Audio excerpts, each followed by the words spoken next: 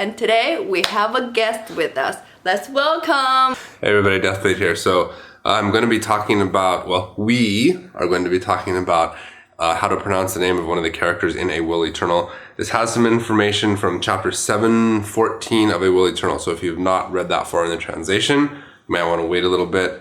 And hey, where are you going? I didn't just have you here to say the introduction.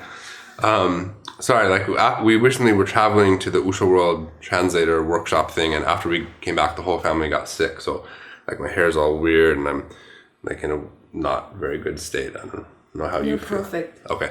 Anyway, so the character's name, I'm going to put it up here on the screen, and then Madame Deathblade is going to help us to say it. You can say the name now. Zhou Zimo. Zhou Zimo. One more time. Zhou Zimo. Okay, so the character's surname is pronounced just like the English name Joe, like Joe DiMaggio. The next two characters are a little bit more difficult. If you're studying Chinese and want to say it perfectly, then I would suggest you go back and listen to how Madame Deathblade pronounced it, or use your knowledge of pinyin and Chinese characters to say it correctly. For those of you who don't study Chinese but still want to say it kind of correctly, I would pronounce the first syllable of her given name kind of like as if you're saying the pronunciation of the letter Z. So Z or Z in English, but in Chinese there's a little bit of a D sound in there, so Z. And then the final character is mo. You can kind of see mo. The lips kind of go together at the beginning, mo. So Z mo. But if you can't do that in English, you can just say Zhou Zimo, I think is fine. Just please don't say Zimo. Her name is not Zhou Zimo. That's not how it sounds. Now, I wanted to ask you, Madame Deathblade, I'll switch to your view here. So, this name, Zhou Zimo, to you, what does it sound like? Very ladyish name. Very good.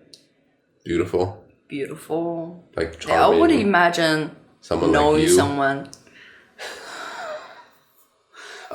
Okay, so is it the kind of name that you could imagine a friend at school or work having, like a realistic? Of course, sure, okay. Definitely. The character also has a Taoist name, which in Chinese is Hong Chan Yu, and I translate it as Mistress Red Dust. Those characters, Red Dust, have a lot of different meanings, and one of the big meanings that might jump to mind is in Buddhist mythology or religion or whatever, it refers to the red dust of the mortal world. However, if you combine Zhou Zimo's name, the two characters that make up her given name, which is Zimo, with Hong Chan, put them together, Zimo, Hong Chan, they actually come from a kind of obscure poem from the Tang Dynasty.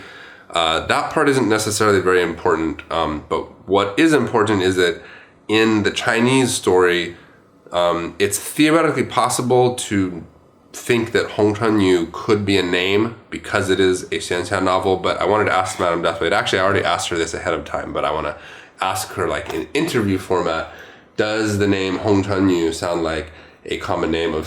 Okay, so... No. All right, so it's not really possible for someone to have the name Hong Chan Yu in real life, and so when I was reading it, it automatically jumped out to me as being a Taoist name, which it is. And so therefore, the fact that this character is named Zhou Zimo when she's first introduced as Zhou Zimo, it would be, I would think, highly likely that the audience would be able to guess, not just from what we already know in the story based on the events, but just from the name itself, that they were one and the same.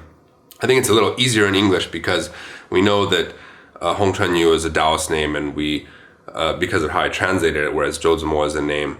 Anyway, that's the end of this video. I hope this helps you to pronounce the name and know a little bit of what goes into it. And if you don't read A Will Eternal already, then check it out on Wuxia World. And do you have any final thoughts for this channel of yours? I'm very happy that you guys liked my videos. Okay, guys. I still owe a catchphrase. I'll debut it on the next video, and it's not going to be blowing kisses.